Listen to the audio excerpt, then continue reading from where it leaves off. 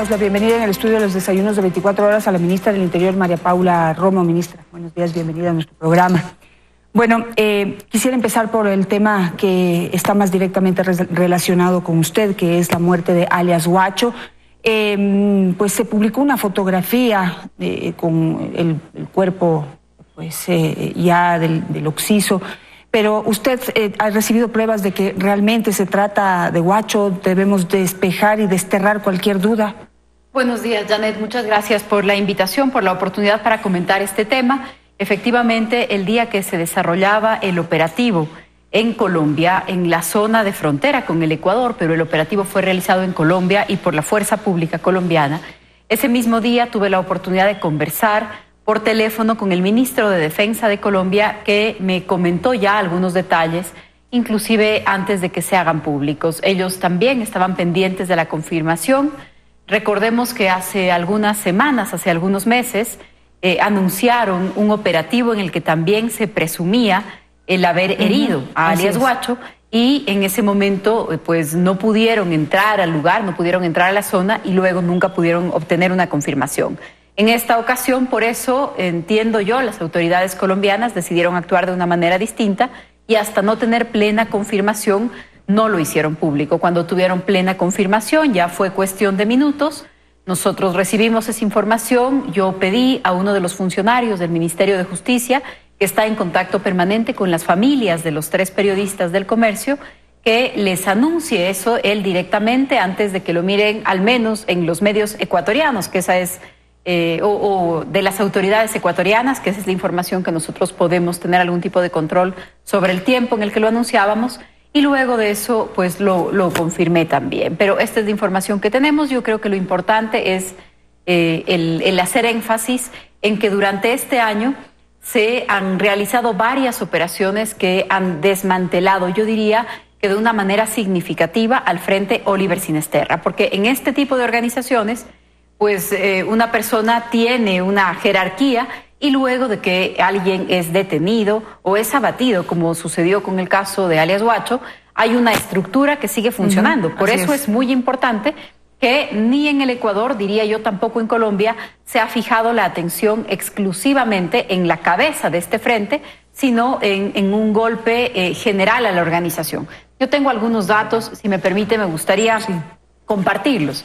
Pero en el 2018, la afectación al Frente Oliver Sinesterra es de 75 detenidos. Estos 75 detenidos, 62 son de nacionalidad ecuatoriana, 12 son de nacionalidad colombiana, 1 es de nacionalidad mexicana. Se han incautado 3.300 municiones, 74 municiones antiaéreas. Es un número importante, son armas para derribar aviones, helicópteros. 8 vehículos, 2 semisumergibles, se han destruido, se han detectado 2 laboratorios, se ha decomisado un poco más de 1 tonelada de cocaína, media tonelada de marihuana, 15.000 metros de cable submarino y 1.280 litros de precursores químicos y 32 toneladas de precursores sólidos, porque es todo eso, es el abastecimiento logístico para una organización que se dedica a esta actividad ilícita. Entonces, creo que esto es importante. De ninguna manera esto representa que las investigaciones se cierran o se terminan. Ese es nuestro compromiso con las familias desde el punto de vista del gobierno, nuestro compromiso con el país, con la verdad, con la justicia, de que las investigaciones tienen que seguir adelante, pero también un llamado muy respetuoso a que las autoridades de la Administración de Justicia hagan lo propio. Porque hay una parte que le corresponde al Ejecutivo y que puede hacer el Ejecutivo, pero hay una parte de la que ya no puede ser responsable el Ejecutivo y que tiene que ver con las actividades de la Fiscalía General del Estado y de los jueces en cada caso. Hay algo que han solicitado las familias y con lo que está de acuerdo el Ecuador entero, sobre todo desde que se conoció, se filtró un audio de una reunión importante entre la cúpula militar y el presidente de la República, Lenín Moreno, y se pide la desclasificación de la información alrededor del secuestro y muerte de los 3 periodistas, además de los 2 ciudadanos, Oscar Icati de Santo Domingo de los Áchilas, que también fallecieron en manos del grupo de Guacho. ¿Qué ha pasado con eso? Ya el presidente mismo anunció que se iba a desclasificar, pero no hay una decisión ya en la práctica. Sí, hay una diferencia entre filtrar información, yo quisiera referirme a eso en unos minutos, pero hay una diferencia entre filtrar información y poder entregarla. Y es que el gobierno tiene que seguir las normas legales. Y cuando se trata de información del más alto organismo de seguridad del Estado, que es el COSEPE, cuando se trata de esa información hay unas normas específicas para poder desclasificarla. Entiendo yo que hay una parte de información que fue ya desclasificada y entregada al mecanismo especial de la CIDH y que ahora lo que se está planteando es la desclasificación de las actas del COSEPE, que va más allá incluso del tema del secuestro, puesto que el audio que algunos de nosotros seguramente escuchamos se corresponde a una fecha posterior a que el país se enteró ya del asesinato de los periodistas. Entonces, esto amplía el periodo, ¿no es cierto?, de desclasificación, pero nosotros tenemos que seguir las normas legales. Según esas normas, existe un plazo de hasta 45 días luego de que se reciba un pedido oficial. Yo misma, como ministra del Interior, soy parte de ese COSEPE, yo misma he pedido la desclasificación, al menos de la parte que está relacionada al audio, que yo creo que no es solamente un problema de filtración, porque no es, hay una larga cadena de responsabilidades para que un audio sea finalmente expuesto o divulgado de la manera en la que lo fue hace algunos días. Esa cadena de responsabilidades incluye en algún momento a alguien que tenía la custodia y la obligación legal de mantener la reserva de la información. ¿Por qué? Porque se trata del más alto organismo de seguridad del Estado. En ese organismo es evidentemente en donde se tiene que poder discutir todos los escenarios posibles, hacer todas las reflexiones y luego tomar una decisión. Pero si en el momento en el que se filtra, entre comillas, y se entrega o se divulga o se hace circular un audio recortado, y me refiero a quien lo haya recortado, el audio recortado, el audio fuera de contexto, el audio sin fecha, porque solamente el haber aclarado la fecha cambiaba completamente el contexto que en el que se pretende instalar la declaración del presidente. Entonces, ese es un tema que es muy delicado ya en términos de seguridad nacional. Hay que seguir adelante con las investigaciones, pero independientemente de eso, la desclasificación de las actas de los consejos de seguridad, yo espero que se dé en algunos días más, siguiendo esos mismos protocolos y esas normas. Hay un COSEPE que está ya convocado para los próximos días y siguiendo las normas y los plazos, que no son los mismos que una filtración ilegal, esperamos poder entregar no solamente al país, a las familias, a la Administración de Justicia, a todos los que estén interesados en este tema y a quienes han hecho seguimiento, para que la información sea certera y no cortada o manipulada. Ahora, ¿usted qué nos puede decir, digamos, en un contexto general, antes de conocer ya oficialmente la información? Porque de lo que se escucha del audio aparenta o da a entender que hay como una decisión o posición presidencial y gubernamental en el sentido de no negociar con, en este caso, con el grupo de alias Guacho, y de alguna manera dejar que este grupo tome una decisión que fue fatal sobre el futuro de los periodistas. Pero también están Oscar y Katy. Entonces, ¿qué nos puede adelantar usted de lo que realmente sucedió allí? De acuerdo. En el caso del COSEPE, quienes asisten al COSEPE son las autoridades no solamente de seguridad, sino las autoridades de todos los poderes, de todas las funciones del Estado. Y al iniciar cada sesión, juran confidencialidad sobre lo que ahí se trate. Entonces, en primer lugar, lo que es importante decir es que los miembros del COSEPE no están en condiciones de comentar las reuniones. En este caso, yo no me encontraba en funciones cuando se produjo el secuestro, tampoco lo estaba el ministro Jarrín, que hoy estamos encargados de seguridad y de defensa y de interior, pero, por supuesto, nosotros como instituciones tenemos acceso a las actas y yo he podido revisar lo relacionado a esta declaración. Lo más importante, lo que se tiene que dejar claro es que la fecha de ese COSEPE es una fecha posterior a que el Ecuador conoció del asesinato de los periodistas. Entonces, no se estaba discutiendo en ese COSEPE sobre la postura de negociar o no respecto de la situación de secuestro en la que días antes se encontraban los periodistas. En ese momento ya se conocía de su asesinato. Cuando se pueda desclasificar el párrafo completo, ya todos podremos conocer que lo que dice el presidente justamente antes de la parte recortada es eso, es que está comunicándose sobre este tema. Y el presidente hace una reflexión sobre lo delicado de negociar con personas que actúan de esta manera. Insisto, mientras los periodistas estuvieron secuestrados, el gobierno tuvo dos momentos.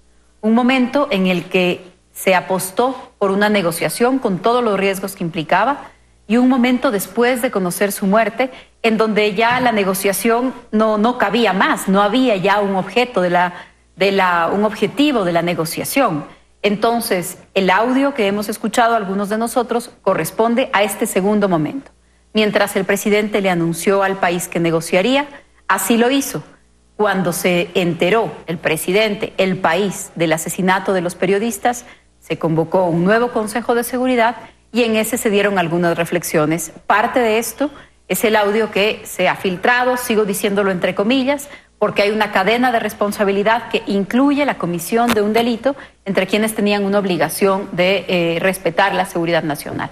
Habrá que esperar entonces a que se desclasifique totalmente la información, que se cumpla con esa oferta de gobierno, no solamente por anhelo y pedido de las familias, también la CIP lo hace, que se aclare totalmente pues todos los hechos alrededor de la muerte de estos tres periodistas, y debemos sumar que también debemos saber qué pasó con Oscar y Katy. Quisiera volver al tema de Huacho. Una vez, digamos, fallecido Huacho, ¿cómo queda esa organización? Usted ya explicó que no es una organización que depende de una sola persona. Digamos que están organizados de tal manera que en este momento puede haber 1, 2 o 3 huachos que ya están al frente del Oliver Sinisterra.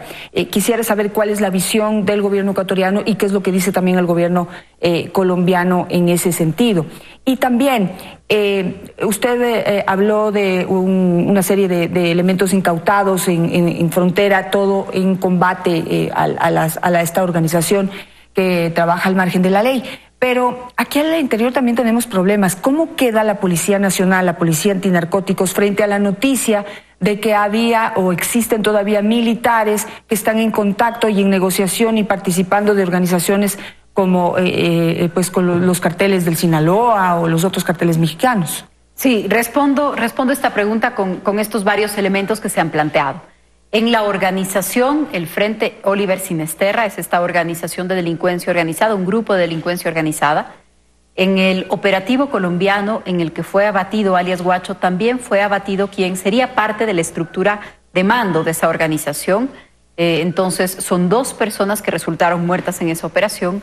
Según la información que tenemos, en el Ministerio del Interior existe una subsecretaría que analiza los temas de delincuencia organizada. La policía ecuatoriana tiene sus propias estructuras de inteligencia que trabajan en este tema, y además, por la información en Colombia, se presume que la nueva dirigencia de este grupo organizado estaría en alias Gringo. Entonces, es una organización, sus cabezas están identificadas, mayormente identificadas. No se puede conocer con exactitud todos los miembros, pero el golpe que ha tenido en este año como resultado de las investigaciones, de la judicialización de esas investigaciones, es significativo. A inicios de año se hablaba de una organización de más o menos 250 personas, y en este momento estamos hablando de que solamente en Ecuador existen procesadas 75 personas vinculadas, no todos como parte del Frente Oliver Sinisterra, pero algunos que en el Ecuador estaban a cargo, por decirlo de alguna manera, estaban a cargo del abastecimiento logístico. Este es un tema muy importante porque no solo se trata de investigar y de detener a quienes hacen parte de la organización delictiva, sino a quienes ayudan a su funcionamiento.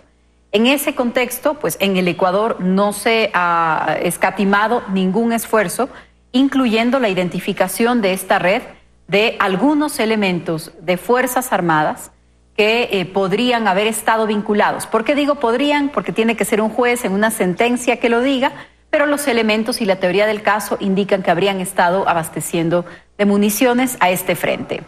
Estos temas son muy delicados para un país, no se pueden nunca subestimar, pero también hay que considerar que por eso se necesita reforzar todos los mecanismos de control de confianza y de disciplina, y yo iría más allá.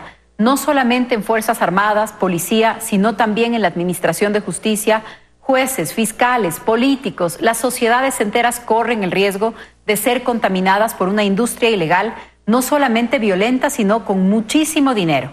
Entonces, cuando este tipo de cosas se evidencian, por un lado hay la preocupación de la sociedad, de las instituciones, pero por otro lado decir, esas mismas instituciones están funcionando. Por eso las estructuras son identificadas y no hay ni espíritu de cuerpo ni cobertura para quienes cometan delitos, sino que tienen que responder por eso. Digamos que entonces se avanzan con las investigaciones dentro, en este caso, de las Fuerzas Armadas, luego de todo lo que se ha conocido y las delaciones que hay en México alrededor de las actividades del Chapo Guzmán, del cartel de Sinaloa, en donde se devela que miembros de la alta cúpula habrían sido miembros activos de esa organización. Se sabe de uno, pero puede ser que haya más. Hay investigaciones en ese sentido. Hay diferentes instancias de investigación. Hay investigaciones internas que las lleva adelante Fuerzas Armadas, por supuesto.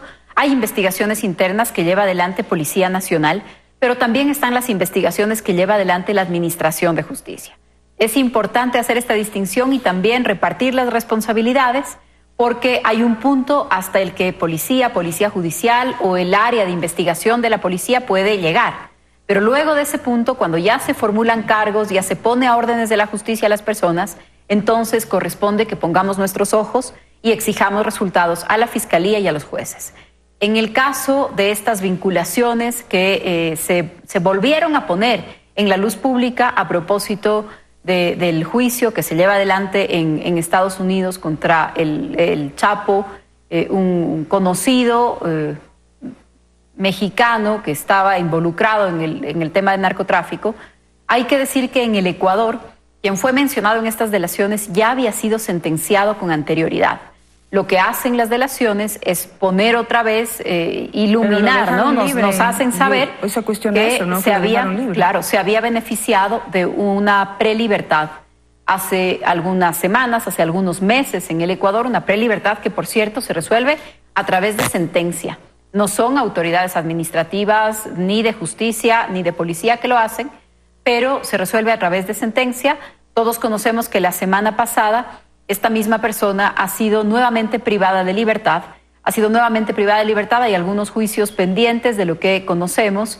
Y de nuevo, también el ministro de Justicia, que está encargado de la transición del ministerio hacia la Secretaría, ha puesto ya varias alertas y una denuncia para que sean investigados los jueces y saber cuál fue la manera en la que se decidió este mecanismo. Una pregunta rápida para terminar, y es sobre el tema de actualidad. Hoy se activa el nuevo precio de la gasolina. Usted en la parte política anunció que se conversaría con distintos grupos que pretenderían salir a la calle a protestar por no estar de acuerdo con esta medida.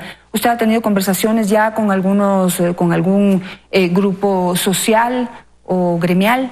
Sí, desde hoy están vigentes los nuevos precios de la gasolina extra. Esto significa que cada galón de gasolina costará, el precio final de venta al público es de $1.85. Este es el segundo precio más barato de gasolina en la región. ¿Por qué hago énfasis en este dato? Porque es un precio comparable, porque el petróleo tiene un precio internacional. Hay precios que no se pueden comparar entre países. Este sí se puede comparar. El promedio del costo de galón de una gasolina similar a esta en América Latina es de $3.36. Esto significa que el gobierno, el Estado, sigue subsidiando una parte del valor de la gasolina.